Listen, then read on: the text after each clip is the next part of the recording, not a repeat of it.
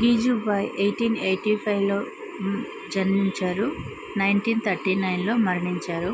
గీజుభాయ్ అనే అతను పూర్తి పేరు గిరిజా శంకర్ భగవాన్జీ బడేకా. ఇతను గుజరాత్ రాష్ట్రానికి సంబంధించిన వారు.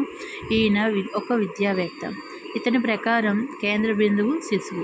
సాంప్రదాయ పద్ధతులకు దూరంగా మానవీయ సమాజాన్ని నిర్మించే స్వప్నంతో నూతన విద్యా విధానాన్ని ప్రతిపాదించిన వారు గీజుభాయ్. గీజుభాయ్ పూర్తి పేరు గిరిజా శంకర్ భగవాన్జీ బడేకా. ఇతని పిల్లలు ఆహ్లాదకరమైన ప్రపంచం ఉంటుందని, పిల్లలను ప్రేరేపించే సృజనాత్మక కూడా ఉంటుంది అని ఈయన చెప్పడం జరిగింది.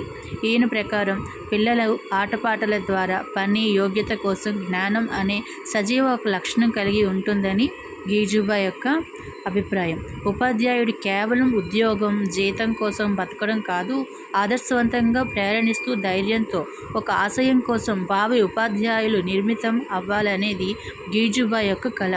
గీజుభాయ్ రాసిన పుస్తకం పగటి కళ. ఈయన ఇంకా చాలా రచనలు కూడా చేశారు. వాటి గురించి మనం ఇంకా ముందు తెలుసుకుందాం. గీజుభాయ్ చేసిన సేవ ఏంటంటే విద్యలో నూతన సంస్కరణల రూపకల్పన చేశారు. అలాగే నూతన బోధనా పద్ధతుల రూపకల్పన కూడా చేశారు. అధ్యాపన కళకు సంబంధించిన బోధనా సిద్ధాంతాలను అందరికీ వివరించడం అనేది జరిగింది. విద్యా బోధన చేస్తున్న ప్రతి ఒక్కరికి నూతన పద్ధతులు అమలు చేయుటకు సిద్ధం చేయడం అనేది జరిగింది. అలాగే ఇందులో ప్రాథమిక విద్యా బోధనలో ఈయన కొన్ని పద్ధతులను ప్రవేశపెట్టారు.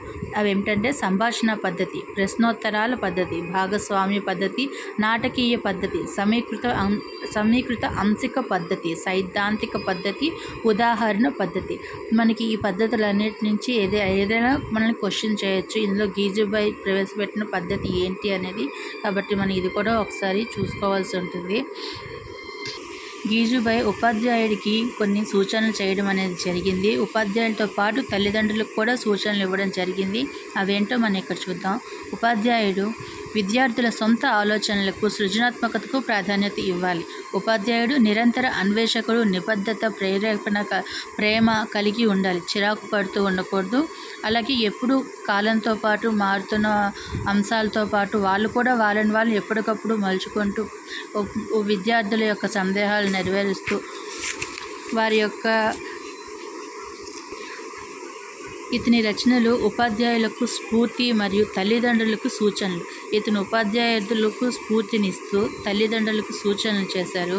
గీజుభాయ్ రచనలకు తల్లిదండ్రుల యొక్క సూచనలు, తల్లిదండ్రులకు ప్రశ్నలు. తల్లిదండ్రులు కావడం అనేది చాలా కఠినం.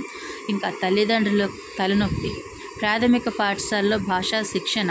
ఉపాధ్యాయులు అయినప్పుడు బాలల శిక్షణ, నా భావనలు. ప్రాథమిక పాఠశాలలో బోధనా పద్ధతులు. ప్రాథమిక పాఠశాల ఉపాధ్యాయులు. ప్రాథమిక పాఠశాలలో లేఖావచనం, మాంటిసోరీ పద్ధతి 1 and 2. ప్రాథమిక పాఠశాలల్లో చేతివృత్తుల శిక్షణ 1 and 2. కథాబోధనా పద్ధతి, ఆడుతూ పాడుతూ విద్య. ఇవన్నీ గీజుభాయ్ గురించిన మనకి కొత్త టాపిక్ యాడ్ చేయడం జరిగింది. దాని గురించి నాకు తెలిసిన కొంచెం ఇన్ఫర్మేషన్ నేను మీతో షేర్ చేసుకుంటున్నాను. మీకు నచ్చితే లైక్ చేయండి, షేర్ చేయండి. యూజ్ అవుతుంది అనిపిస్తే మాత్రం ఖచ్చితంగా లైక్ చేయండి అండ్ షేర్ చేయండి.